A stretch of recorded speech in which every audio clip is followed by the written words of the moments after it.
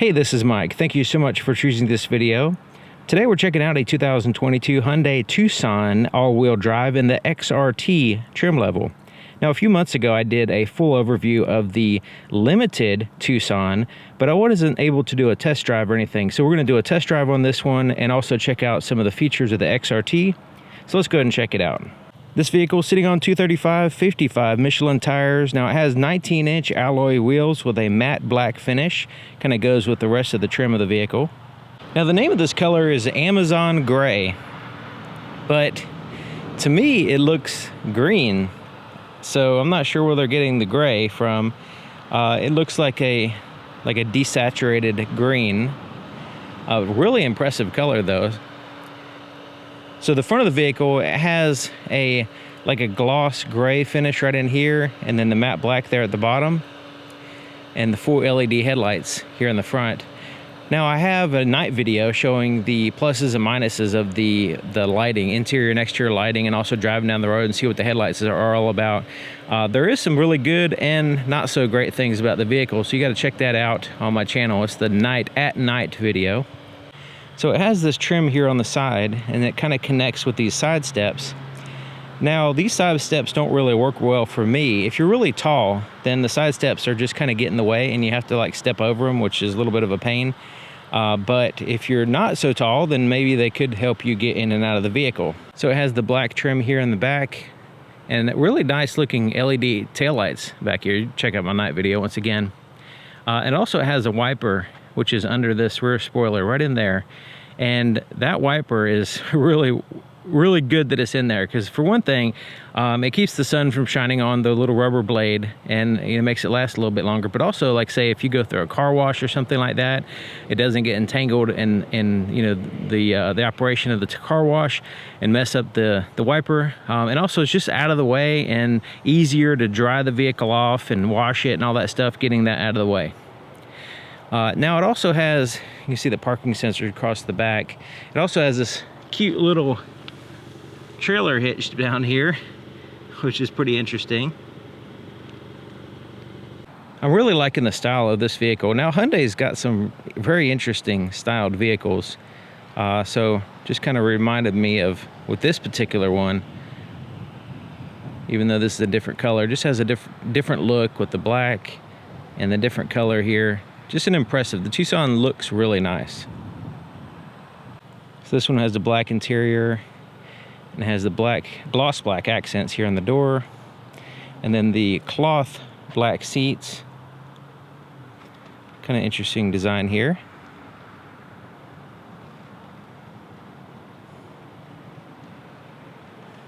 So it has a relatively simple touchscreen over here.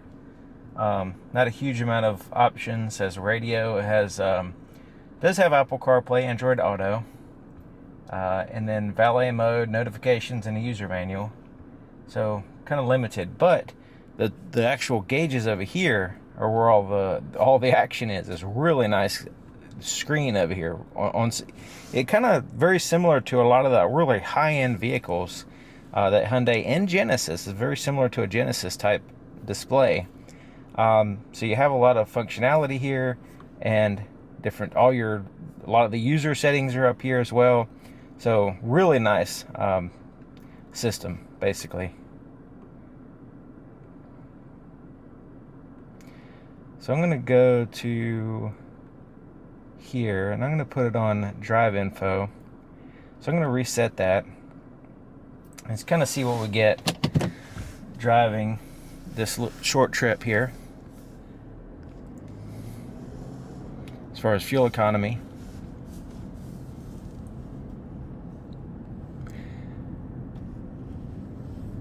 So the amount of time I've had it, I've noticed that the transmission, it has the 8-speed transmission, and sometimes like cruising at a set speed, let's say there's 8 gears, but if you're going say 60 miles an hour, it kind of stays in 7th gear, but sometimes it just wants to halfway go into 8, but then it kind of stays in 7. So I feel this little bit of movement in the vehicle at a steady speed on level ground.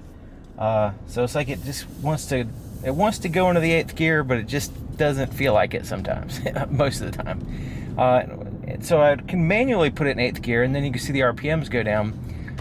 So I thought it was kind of interesting. I was wondering why I felt like a little bit of a tug every once in a while, like it was shifting gears, but it doesn't shift gears. So I played around with it and noticed that it was actually in 7th gear, and even at a steady speed, you have to really be going fast, maybe 70 miles an hour or higher for it to go consistently, for it to stay in 8th gear.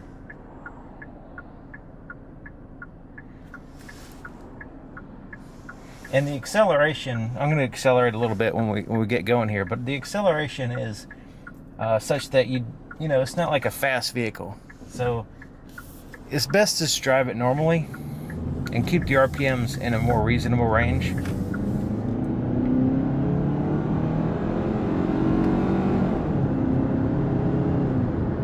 So right there, I went a little bit over 5,000 RPMs, and it feels like once you get up to those RPMs, it kind of diminishes. You have a diminishing return there as far as your power. So if you're keeping it, under 5 really is best. It feels like you get a good acceleration without winding the engine out and all that stuff.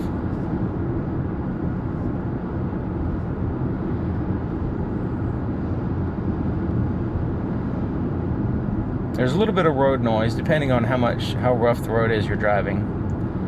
It has the lane keep assist, but it also has the steering assist as well. So you have to turn that on. You'll see a little green steering wheel, and then that way it kind of follows the lines instead of like just nudging you back in the center of the lane if you happen to go out.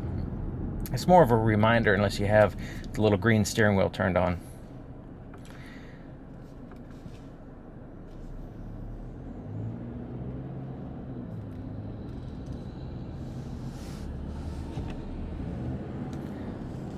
It's very easy to drive.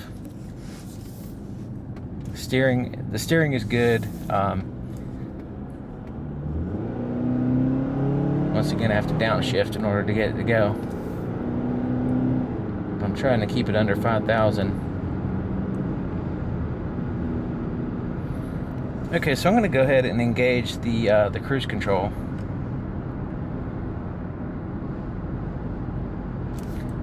It's actually on this side. I was driving a Genesis and it had the has it in reverse. Alright, so there we go. We'll go ahead and set it at 60. The people in front of me are going quite a bit slower than 60, so we can see the different the distances here. So at the furthest distance, I'm going to see how far away it goes.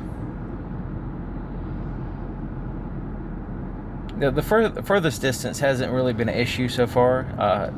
That's one thing that I pay attention to, because I don't like being close to other cars when I'm driving, especially at high speeds. So if the following distance on the adaptive cruise control is too close, I'm just not comfortable with it, and then I wind up not using the feature as much. So this one, seems to be fine so far with me driving it, and then I can always move in closer if I need to, depending on what's going on with traffic or the consistency of the person driving ahead of me, that kind of thing.